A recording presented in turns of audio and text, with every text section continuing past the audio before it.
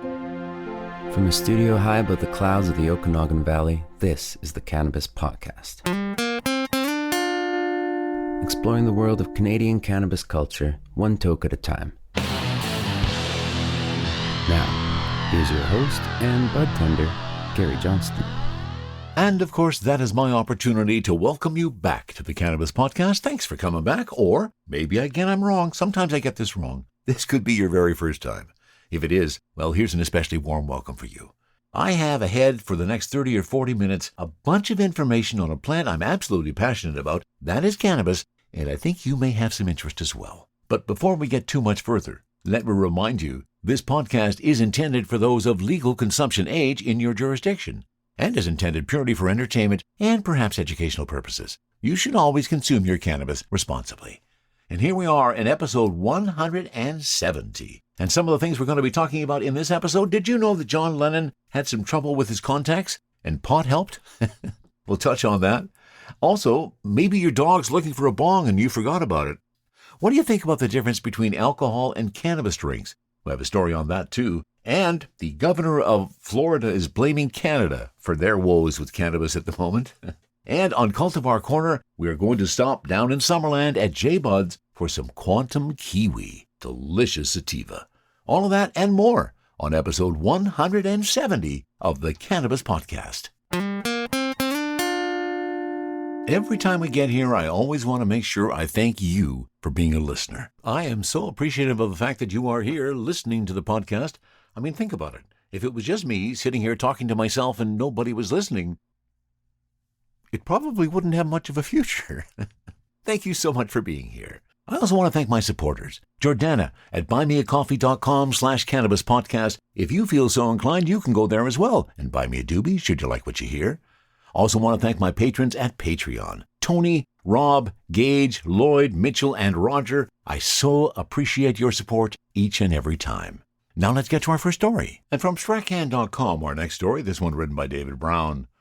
While the beginning of cannabis legalization in Canada was characterized by a surplus of product, many in the industry now say that trend has been shifting to a shortage in recent months. This is good news for cannabis growers, as it means having more leverage in the market, putting brokers and third-party processors in a less than ideal position for potentially the first time. Jackie Tremblay, Director of Sales, Marketing and Product Development at AgMedica Bioscience Incorporated in Ontario, says she has seen a significant shift in 2024 from a buyer's market to a seller's market. AgMedica sells in Canada's medical and non-medical markets, both under their own brand and in the B2B market, and exports to international markets. Historically, we would usually have at least some inventory in our vaults, but right now the majority of the requests we receive for products go unfilled, explains Tremblay. We get asked for product pretty much every day, and we cannot meet the demand. This is in part because of the increasing demand of the export market, she says, but it's also the result of the number of cannabis producers closing up shop. Some struggling producers who might have been desperate to move products at a discounted rate are now out of the market, and over time, this benefits those who have been able to stick it out. This is reflected by the increase in price for not only top-quality flower, but also the rise in prices for smalls and trim, which generally aren't making their way to the international markets. Pricing has come up dramatically, she continues. We used to sell A-grade flower for what we're selling B-grade flower for now. B flower and trim pricing has probably doubled. Another big turn, says Tremblay, is payment terms for growers who are selling to processors, something that is arguably more impactful than the price increase, where various consignment deals and terms have been common for growers in the first few years of legalization, meaning full payment might not have been provided for some time after product had sold in a provincial market. We are no longer offering terms to B2B domestic buyers because you just might not get your money, she continues. There's been a significant shift to 100% cash upfront, and we're getting it before the product leaves our facility. This is a big deal for small growers who are struggling to keep the lights on. Right now, I think some of those smaller companies absolutely can demand cash upfront right now, or at least improve payment terms. Steve Clark, founder of the Canadian Cannabis Exchange, says the issue is something many in the industry have been discussing this year. We are seeing domestic supply shrinking in a number of ways, says Clark. The closures of growing facilities and reduction of square footage of canopy in Canada. The companies who are producing for their own internal supply in these facilities have flipped from net sellers to net buyers, further taking supply off the market. and the pull from export into intensive markets is reducing overall flower availability. Michael Gorenstein, president and CEO of the Kronos Group, another cannabis company that sells domestically and in international markets, made similar comments on a recent quarterly report earnings call. "We've really seen a huge shift in the supply dynamics where we've had significant oversupply in the past," said Gorenstein. Although he says he still believes there is a large supply of low-quality cannabis flower in the market, this isn't necessarily a product with much market demand. Quality cannabis, he says, is a different story. As we said in the past, there's a difference between available cannabis inventory and available inventory that's saleable as quality flower, continued Gorenstein. While there's plenty of the former, there is now a shortage of high-quality, desirable flower that is sellable to consumers in Canada. The company's most recent quarterly report also noted we're anticipating shortages in raw materials and may be unable to obtain adequate supplies of raw materials in a timely manner and at a commercially reasonable prices. So there you go, the cannabis market shifting. I think that's a good sign. We need some change, and this is probably change for the better. From the cannabis-infused studio in the clouds, this is the Cannabis Podcast. For the next story, we're picking it up from the ounce.ca, and it's special to the OZ, and it was originally appeared in The Conversation by Steve Vincent. When you think of John Lennon from the Beatles, you're likely to picture him with his circular, wire-rimmed glasses. But at times he wore contact lenses, or at least he tried to. They kept pinging out of his eyes. Why and what Lennon did to help his contacts stick is part history and part vision science. As I propose in my paper, it also involved smoking a lot of pot. Lennon didn't like wearing glasses. Before 1967, Lennon was rarely seen in public wearing glasses. His reluctance to wear them started in childhood when he was found to be short-sighted at about the age of 7. Nigel Walley was Lennon's childhood friend and manager of the Quarrymen, the forerunner to the Beatles. Walley told the BBC he was as blind as a bat. He had glasses, but he would never wear them. He was very vain about that. In 1980, Lennon told Rolling Stone magazine, "I spent the whole of my childhood with me glasses off because glasses were sissy." Even during extensive touring during Beatlemania from 63 to 66, Lennon never wore glasses during live performances, unlike his hero Buddy Holly. And then Lennon tried contacts. Ping! Roy Orbison's guitarist Bobby Goldsboro introduced Lennon to contact lenses in 1963. But Lennon's foray into contact lenses was relatively short-lived. They kept on falling out, including while filming a comedy sketch, on stage, when a fan threw a jelly bag on stage that hit him in the eye, and in the pool. Why? That's likely a combination of the lenses available at the time and the shape of Lennon's eye. The soft, flexible contact lenses worn by millions today were not commercially available until 1971. In the 1960s, there were only inflexible, rigid contact lenses, of which there were two types. Large, scleral lenses rested on the white of the eye, the sclera. These were partially covered by the eyelids and were rarely dislodged. But smaller, corneal lenses rested on the front surface of the cornea, the outermost clear layer of the eye. These were the type more likely to dislodge and the ones Lennon likely wore. Why did Lennon's contact lenses regularly fall out?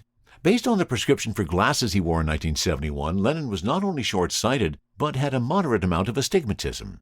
Astigmatism is an imperfection in the curvature of the cornea, in Lennon's case like the curve of a rugby ball lying on its side. And it was Lennon's astigmatism that most likely led to his frequent loss of contact lenses. At the time, manufacturers did not typically modify the shape of the back surface of a contact lens to accommodate the shape of a cornea with astigmatism. So when a standard rigid lens was fitted to a cornea like Lennon's, the lens is unstable and slides down when someone raises their upper eyelid. And that's when it can ping from the eye. What's pot got to do with it? Well, Lennon realized he could do one thing to keep his contact lenses in. According to an interview with his optometrist, Lennon said, "I tried to wear them, but the only way I could keep them in my bloody eyes was to get bloody stoned first." So how could smoking pot help with his contact lenses? This likely led his upper eyelids to droop, known as ptosis. We don't know how exactly cannabis is related to the position of the eyelid, but several animal experiments have reported cannabis-related ptosis. Cannabis may reduce the function of the levator palabre superioris, the muscle that raises the upper eyelid. So while Lennon was stoned, his lowered eyelids would have helped secure the top of the lens in place. Lennon wore contact lenses from late 63 to late 1966. This coincides with the Beatles' peak use of cannabis. For instance, Lennon refers to their 1965 Rubber Soul album as the Pot Album. Ultimately, Lennon's poorly fitting contact lenses led him to abandon wearing them by 1967, and he began wearing glasses in public. His frustrating experience with contact lenses may have played a role in the genesis of his iconic bespectacled look, which is still instantly recognizable over half a century later. So having any trouble with your contact lens pinging out? You may need to get stoned before you insert them. Interesting story written by Sean Vincent, a professor of optometry and vision science at Queensland University of Technology. And this story first appeared in theconversation.com. Thanks to theounce.ca for pointing me to it. And to theounce.ca for a story written by David Wiley. And we just got to have some fun sometimes, don't you? Ever wanted to give your dog a bong? A surprisingly large number of people do. Dog company Bark has seen so much demand for cannabis-themed toys that they've brought back their 420-inspired pup paraphernalia for a 5th year in a row. The company claims to hold the unofficial record for most dog toy versions of bongs sold. When we first launched 420 toys in 2020, there was instant excitement among dog parents, resulting in one of our biggest sales days ever, even surpassing the previous Black Friday with 3 times more sales, says Dave Stangl, VP of Brand Marketing at Bark. 4 years later, these toys are still some of our top sellers, with a weed-inspired toy or treat for every kind of dog and play style. We love dreaming up ways to tap into cultural moments and people's obsessions to reach even more dogs and dog parents. The company is rolling out its 420-themed collection for their subscription boxes that contain toys and chews. Weed-themed toys for monthly subscribers include the plush Bongo, B-O-N-G-O, and Apple of My High dog toys. Rather than subscribing, there's also a Best Buds bundle that has a toy and bandana. The U.S. company's first launch of the 420-themed dog toys in 2020 saw them sell out in the first 24 hours. And unfortunately, Bark doesn't ship to Canada, so it's something you're just going to have to dream about. Unless, of course, you're in the States and you want to buy one. As I say, sometimes we just got to have a chuckle. Thanks, David. Exploring the world of Canadian cannabis culture, one toke at a time.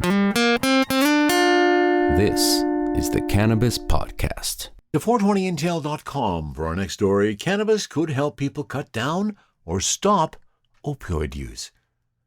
New research from the University of Southern California shows that cannabis might help some people stop or cut down on their opioid use. We interviewed 30 people who were using opioids and cannabis and injecting drugs, said Sid Ganesh, a PhD student at USC's medical school and lead author of the study. The participants, who were receiving services from a methadone clinic and a syringe exchange in Los Angeles, said cannabis was a useful tool to help manage their opioid use, in part because it has become so much easier to access in recent years. Opioid use disorder patients often have to jump through hoops to access life-saving treatments such as Suboxone and methadone, and the overdose reversal drug naloxone. The study, published in Drug and Alcohol Dependence Reports, received federal funding through the National Institute on Drug Abuse, which has more typically supported research that looks at cannabis's harms rather than potential benefits. Notably, the study is unique because it uses qualitative data and focuses on the lived experience of people who use drugs. Ganesh says qualitative research provides insight into what actually works for study populations and why, especially when those populations are vulnerable and dealing with all kinds of issues that might not show up in a data point. 57% of participants in her study were unhoused or unstably housed, and 70% made less than $2,100 a month. You need to understand what's going on in people's lives, she said. Any information that can help untangle the complicated relationship between opioid addiction, overdose, and cannabis use is urgently necessary. Opioid overdose deaths have been climbing in recent years, killing more than 80,000 people in 2022. Several studies suggest that cannabis legalization has helped people reduce their opioid consumption, but evidence is mixed on its impact on opioid overdose rates. Some studies find states with legal cannabis have fewer opioid overdoses, others report the opposite. Still others say there is no difference either way. Ryan Marino, an addiction medicine specialist and professor at Case Western Reserve University's School of Medicine, says it's tough to know what, if any, influence cannabis legalization has on these numbers. Our drug supply is so toxic. Overdoses have continued to increase regardless because of the prevalence of fentanyl and constant changes in that, Marino said. Ganesh and her colleagues found that cannabis could help study participants get through some of the most difficult stages of quitting or cutting down on opioids. They described using it to manage withdrawal symptoms, as well as cravings and anxiety during the period following withdrawal. When you're smoking weed, it gets you over the hump, and that urge to get high for the first time, said one participant. That's what's so special about weed.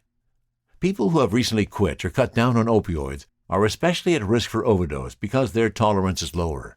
Marino, who treats patients with opioid use disorder, says he's seen some of his patients successfully use cannabis to get off opioids or at least use less, while others have tried it to no avail. He says the data isn't yet there to suggest cannabis could help the majority of people struggling with opioid use disorder.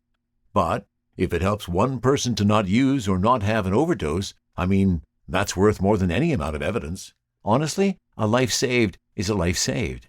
In order to really understand how effective cannabis could be as a treatment for opioid use disorder, researchers would need to conduct large-scale clinical trials examining the drug.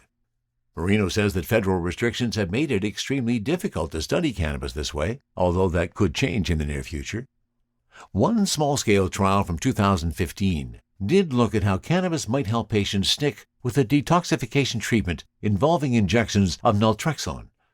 This study found that dronabinol, a legal synthetic form of THC, helped soothe withdrawal symptoms. The authors also tracked participants' cannabis use after leaving residential treatment and found people who smoked their own cannabis during their outpatient phase were twice as likely to receive their second injection and complete the detox program. The participants in Ganesh's study weren't necessarily using cannabis because it's the best drug available to help with opioid addiction, but because it was the drug they were able to get. One participant described using cannabis to cut down on fentanyl while waiting on a prescription for Suboxone, which helps people quit opioids. Ganesh says that the most important takeaway from her research is that people who use opioids need better access to all kinds of harm reduction tools, including treatments like methadone and Suboxone, clean syringes, naloxone, and yes, potentially cannabis. And that story from 420intel.com, hopefully some minor assistance, if at all, in dealing with the opioid crisis, which clearly is something our world has to figure out. THC, CBD, terpene profiles, what's in me? Oh, please explain to me. Cultivar Corner, Cultivar Corner, oh yeah. Cultivar Corner, please explain this stuff to me. On Cultivar Corner today, we're coming back to BC and just down in Summerland where JBuds Craft Cannabis exists. That's where they do all their work. And we picked up a limited edition from them. This is their Quantum Kiwi. Now, I'm going to start off right off the bat by saying I did have a little bit of trouble in getting information about this. First of all, I went to the JBuds website, and of course, unless I'm a retailer and I'm logging in to purchase some of their products, I can't get any information from them. They don't even show me any terps or anything like that on the website, which I think is a bit of a miss. Although I realize that there is some information that you need to provide to those who are going to be purchasing your product. It'd be kind of nice if those who are just sampling your product could come on your site and find out some information, but I can't. I can get no information whatsoever from the JBuds site, so that meant I had to pick up some information from one of the websites that is out there. This is from the Cannabis, which apparently is a cannabis store in Vancouver on Granville Street. They have 3 or 4 locations. That's where I'm getting my information on Quantum Kiwi. It is the 14 gram that I picked up. It is a sativa. And let me give you the rundown on it. And I guess that's a big thing on this particular page. It says that this is currently out of stock and unavailable. Well, that's not true. I just picked up some. And that was also one of the positives. This was packaged on April of this year. So not too old, but also not packaged in July or August. So Quantum Kiwi. Available for a limited time only. This strain delivers strong THC with a great terpene content. Cultivated and processed by an Indigenous and family-run craft cannabis facility located in Summerland, BC. This product contains premium hand-trimmed nugs of all sizes with a lime green finish along with a frosty trichome coat. Quantum Kiwi is a sativa-dominant hybrid with its lineage coming from Jilly Bean and GSC and Biker Kush. So that's Jilly Bean crossed with GSC crossed with Biker Kush. Dominant terpenes, caryophyllene, limonene, and farnesene. And this bag has bright appeal with a lime, gassy note. Now, unfortunately, And this is one of the areas where I find it a little bit disappointing. I can't get this information anywhere. Total terpenes 1.9, but nowhere on my packaging on my bag does it actually tell me what terpenes are included. So we're going to assume that this write-up is correct, and it was caryophyllene, limonene, and farnesene. Now let me pull out my jeweler's loupe. Let's take a look at some of these. So it did get 14 grams. Some nice big buds in here. And let's see my aroma that's coming out. So I immediately took my 14 grams and I stuck it into one of my sea vaults. Oh, definitely some gassy notes coming out of that. And a little bit of those candy notes from, I'm going to assume, the farnesene. So we pull out average size bud. And frosty. Oh, look at those frosty little trichomes. I just love it when you pull up a bud of weed, you put it under your jeweler's loupe or whatever you're looking at, and just all you can see is frostiness. It just makes you feel good.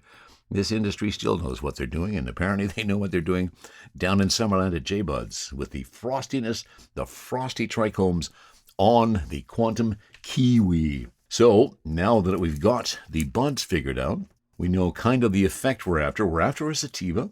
We're definitely after a sativa. Today, this is a kind of a busy week. Actually, off to see John Fogerty in concert tonight.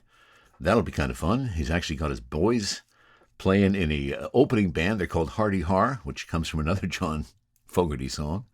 So that'll be kind of fun. I'm going to see if I can sneak my little vaporizer into the concert and try some, actually I'm going to try some Woody Nelson Rainbow Driver. If I can squeeze that in and see if that gets me ready for my concert tonight. As I broke those buds up, a lot more aroma coming out. Definitely gassy notes. And some of those, I would suggest some of that caryophyllene, so I'm getting some peppery notes as well. Definitely gassy. Going to be some gassiness associated to this, I'm pretty sure. I've got my joint rolled. I've got my Air Max ready to rock. So let's start with the Air Max today. This is JBuds Quantum Kiwi, a nice sativa, and here we go.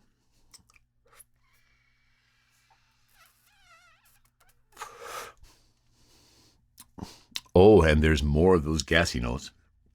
Definitely more of those diesel tones as I pull it out in the vaporizer.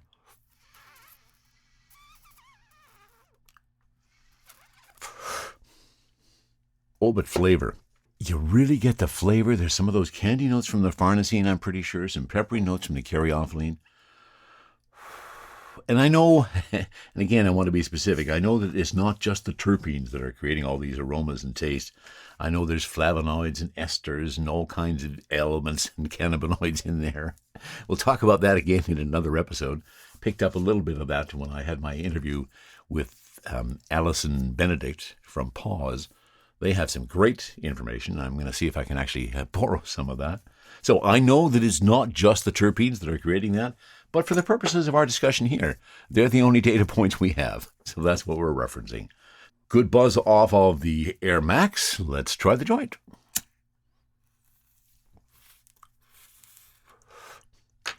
And I'm really hoping for some nice euphoric sativa effects today. I do got to get some stuff done, and I wouldn't mind having some energy to get some of that stuff done. So that is the goal for today. Oh, nice taste on the joint. Real smooth. And let's try the Air Max again.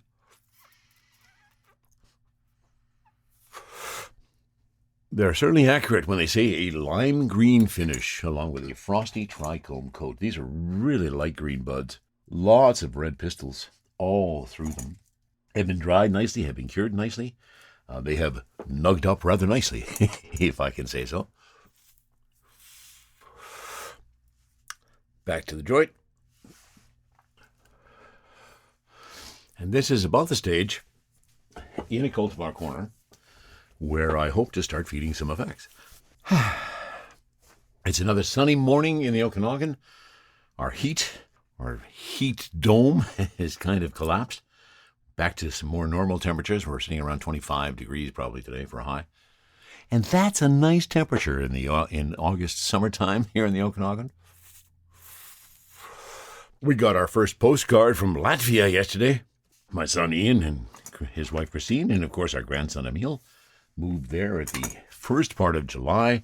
They've been having a blast getting to know all kinds of areas where my daughter-in-law grew up in Latvia. And we got our first postcard. Pretty cool. Really a city, Riga, where they're living. It's a city filled with history. You look at Kelowna, and the oldest we've got is, in the early 1900s. They do a bit better in that in Europe. Okay, it's a diatribe. That must also mean if I am spinning off into other areas that I haven't had consideration for, it could mean that Gary is on the buzz.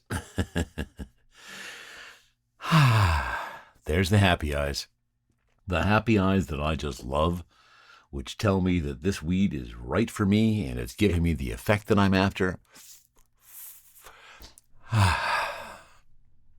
Yeah, I'm liking it.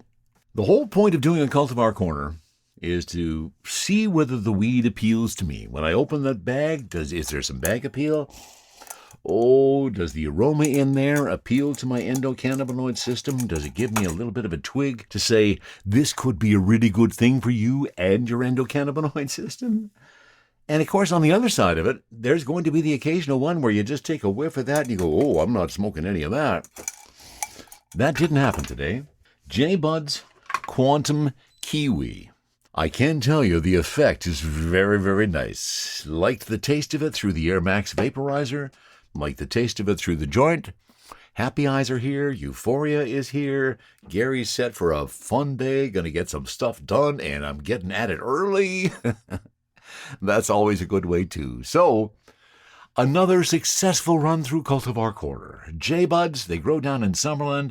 They're an indigenous family-owned craft cannabis company, and they are growing some pretty fine weed. Quantum Kiwi. I am ready for the day. Sharing stories about good weed while trying good weed. This is the Cannabis Podcast. And we're heading to the ounce.ca for our next story, and this is Special to the Ounce by Julie Corris of Harvard Health. More than half of Americans live in states where recreational cannabis is legal. While alcohol remains the most used drug in the U.S., daily cannabis use has actually outpaced daily drinking, according to a study following 4 decades of consumption trends. Changing drinking habits and new products likely play a role. Growing interest in dry January and the sober curious movement suggests many people, especially younger adults, are rethinking drinking habits. Sales of alcohol-free beverages have been on the rise. One popular new category in that mix is cannabis-infused beverages, says Dr. Stacy Gruber, an associate professor of psychiatry at Harvard Medical School, who directs the Marijuana Investigations for Neuroscientific Discovery MINDS program at McLean Hospital. People are interested in an experience that allows them to relax and enjoy themselves. Some are leading into cannabis drinks as part of the Cali sober trend, says Dr. Gruber. Cali, or California sober, is an informal term used to describe people who abstain from alcohol or just moderate their drinking and avoid drugs other than cannabis. Some people include psychedelic drugs such as psilocybin and LSD in their definition of Cali sober. What are cannabis-infused drinks? Well, first a brief primer on cannabis. It comes from the cannabis sativa plant, which contains more than 100 chemical compounds known as cannabinoids. These compounds interact with chemicals and receptors in the human brain. The most familiar cannabinoid is delta-9 tetrahydrocannabinol, which produces intoxication or euphoria. For some people, it also helps ease pain and nausea. Another is cannabidiol, CBD, which is not intoxicating and has a number of potential medical uses, including anxiety-relieving properties. Varieties of cannabis that contain low levels of THC, less than 0.3%, are classified as hemp, while those with more than 0.3% THC are considered cannabis. However, the type and amount of cannabinoids that different cannabis-based products claim to contain vary widely, and the labels aren't necessarily accurate, says Dr. Gruber. Many cannabis-infused drinks list THC as an ingredient, and while there is no standard dose, 5 milligrams, or mg, is typically used in research studies of the drug. Some low-dose beverages contain 2 to 4 milligrams of THC in an 8-ounce container. Other products can contain as much as 200 milligrams of THC, and the drinks may also contain caffeine, alcohol, or other substances. State laws vary on whether and where these drinks can be sold and on age restrictions. Edibles are foods containing cannabis such as gummies, brownies, or cookies. And how do drinks differ from edibles? The cannabinoids found in beverages are specially formulated to dissolve in liquid. This means they are more easily and rapidly absorbed into the body's soft tissues. Some people say they feel the effects of cannabis-infused drinks within 15 to 20 minutes, which is faster than when people eat a cannabis gummy or brownie, says Dr. Gruber. Those products take at least 30 to 90 minutes to take effect because they must be digested and then processed through your liver, she explains. While everyone is different, people generally know how they're going to react if they drink, say, a light beer or 2 gin and tonics, says Dr. Gruber. But people are less familiar with the effects of cannabis in general, and of cannabis beverages in particular. That's compounded by the varied amounts, mixtures, and other ingredients different drinks may contain. If you down one cannabis drink and don't wait long enough to feel the effects, and have 1 or 2 more, you can double or triple your THC dose very quickly. You can go from an experience that's reasonably pleasant to one that's not, says Dr. Gruber. Some people feel fine after small and sometimes even large amounts of THC. Others find even small amounts intolerable. They may feel uneasy or anxious, and their heart rate and blood pressure may rise. Nausea and vomiting are also possible, and some people even become paranoid and agitated, says Dr. Gruber. Are older adults more likely to experience unpleasant effects? Possibly. Older adults may be more vulnerable to these unpleasant effects, in part because drug metabolism slows with age. After recreational cannabis became legal to sell in California, cannabis-related emergency department visits increased in older adults. The same trend occurred in Canada, as documented in a recent study in the JAMA Internal Medicine. This isn't to suggest that cannabis drinks are more risky than alcohol, which has many unhealthy effects. Still, there are generally more unknowns with cannabis drinks, says Dr. Gruber. If you're interested in trying it, and it is legal for you to do so, be mindful about controlling the experience, until you know how a particular product affects you, she says. Julie Cordes is the executive editor of the Harvard Heart Letter, and before working at Harvard, she was a medical writer and editor at Health News, a consumer newsletter affiliated with the New England Journal of Medicine. And she was the author of that story. And thanks for that, Julie. As a sidebar, cannabis drinks, I wish I could feel the effects in 15 to 20 minutes. That's one area where my endocannabinoid system is such a mystery to me. The only way that I really feel a buzz is by smoking it, drinking it, eating it. Doesn't seem to have that effect. I hope your experimentation is more successful, and the cannabis drinks do have an effect for you, and you enjoy them. Exploring the world of Canadian cannabis culture, one toke at a time. This is the Cannabis Podcast. A story from Stratcan.com written by David Brown that I find just a bit amusing. Canada is catching strays in a fight between the Florida governor and a Florida-based cannabis company. Florida governor and failed U.S. presidential candidate Ron DeSantis recently lashed out at a U.S. cannabis MSO Trulieve, calling them a Canadian company. The governor's pushing back against a proposed amendment in Florida, Amendment 3, that if passed, would allow the possession of up to 3 ounces of cannabis for non-medical purposes, with no more than 5 grams in concentrated form for those who were 21 years old and up. How ridiculous is this, that we would let our Constitution basically be rent-seeking for some Canadian marijuana company, DeSantis said during a speech at the Republican National Convention in July. I mean, give me a break. He said legalizing cannabis would mess up the state, damaging quality of life, claiming Colorado's efforts have failed, and complaining that Denver smells of marijuana. I'm sorry, but I can't help but chuckle at that comment. That's just the reality, claimed the governor, who may or may not have been wearing lifts in his boots at the time. We've seen it in practice in a lot of these places. It hasn't delivered what they said it was going to deliver. DeSantis and other Republicans have been attacking the amendment on various grounds for weeks. The newest attack is odd because while Trulieve is connected to Canada through a reverse takeover that allowed them to be listed on the Canadian Stock Exchange, the company is, and always has been, well known for being based in Florida. The connection to Canada is one several American cannabis companies have taken to be publicly listed, since federal prohibition in the U.S. would prevent it from being listed on that country's stock exchanges. According to the Tallahassee Democrat, Trulieve spokesperson Steve Vancour said in an email, "The only connection to Canada is a holding company that was formed so that stocks can be publicly traded. Trulieve Cannabis Corp. Is not the licensee, nor has it, the holding company, made a single donation to the Smart and Safe Florida campaign. Smart and Safe Florida is an organization backing the proposed amendment. The majority of funds that have gone to Smart and Safe Florida, the newspaper reports, come from Florida's Trulieve Incorporated, which is around $60 million US. The fact of the matter is that Trulieve is Florida-born. Our products are Florida-grown, and we are headquartered in Florida, with most of our nearly 4,000 employees living here as well, said CEO Kim Rivers in a statement. Just an interesting tact on some other issues in cannabis that aren't happening here in Canada, but seem to be blamed on us. Once more, thank you so much for being a listener of the Cannabis Podcast. I truly appreciate the fact that you're here and you made it this far.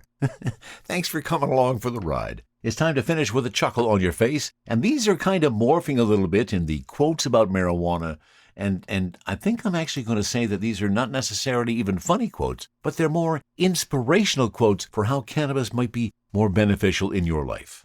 We can pretend that's what I'm talking about, and here we go. These again from letslearnlanguage.com and funny quotes about marijuana. Marijuana is like a muse.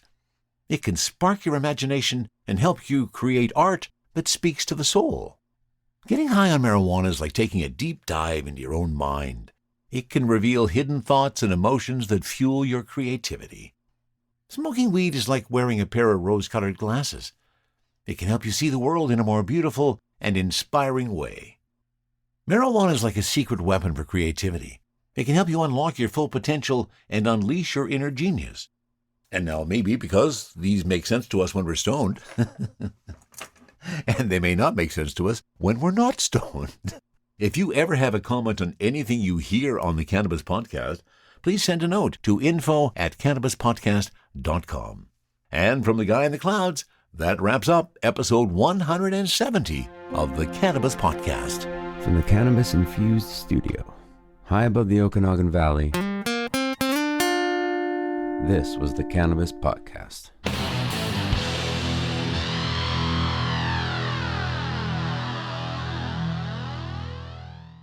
Thanks for listening to today's show. To check out more great cannabis podcasts, go to podconnects.com. Here's a preview of one of our other shows. Hi, my name's Kate, and I'm your host of the Pop Moms Podcast. I started the Pop Moms Podcast, because I wanted to end the stigma against using cannabis, specifically with moms, but also anyone who chooses to consume. I strive for a balance of humor and education, along with some pretty rad guests, to help combat social biases that come with consuming cannabis. Kids are hard. Join me for regular podcast episodes packed with parenting hacks, real-life stories, and of course, my favorite cannabis products. The days are long, but the years are short. So roll another J and take a deep breath. Keep blazing and stay amazing.